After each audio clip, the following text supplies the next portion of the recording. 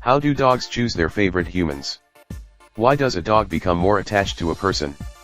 The concept of attachment refers to an intense affective bond between two individuals, regardless of their species. In this sense, we tend to think that the fact that a dog feels attachment to us is always something positive and desirable. However, it is important to know that there are different types of attachment and that not all of them are beneficial in a relationship, because some of them have negative consequences for the individual. To better understand how dogs choose their preferred humans over other people, or rather, feel a stronger attachment for some than for other humans, let's look at each type. Secure attachment. The so-called secure attachment is the one that the dog establishes with its guardian or guardians when they teach it from respect, empathy, and consistency, give it security, adequately cover its needs as a species and encourage its autonomy. In such a relationship, the animal knows it can fully trust its human companions, willingly collaborates with them, and actively seeks their support when it needs it, which is essential to ensure its well-being. If you are wondering how to tell if you are your dog's favorite person, here is the answer. This is certainly the kind of bond you should aim for when you bring a new furry member into your family, and your dog will undoubtedly prefer to spend more time with the person who meets these requirements. Insecure attachment. Dogs who live with people who ignore or misinterpret their communicative signals, systematically punish them, prevent them from developing species-typical behaviors, or behave unpredictably, tend to develop an insecure attachment to them. In this case, the relationship between the animal and its guardian, is very unstable and, although there is also an affective bond that can become very strong, this is based mainly on fear and/or anxiety, generating in many cases a pathological dependence. Naturally, within a coexistence group the dog can develop a different type and/or intensity of attachment to each human.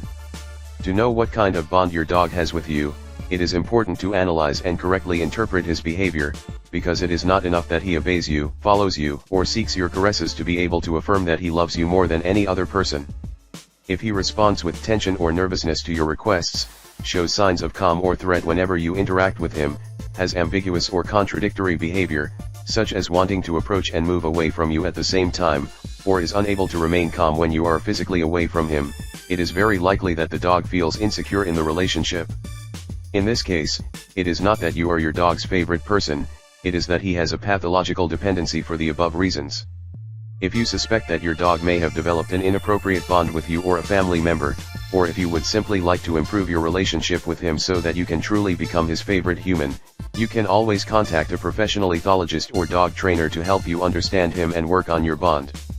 To ensure a real and healthy relationship of love and friendship with your dog, it is important that there is a clear channel of communication between the two of you and that, as a guardian or tutor, you educate yourself about the canine's needs.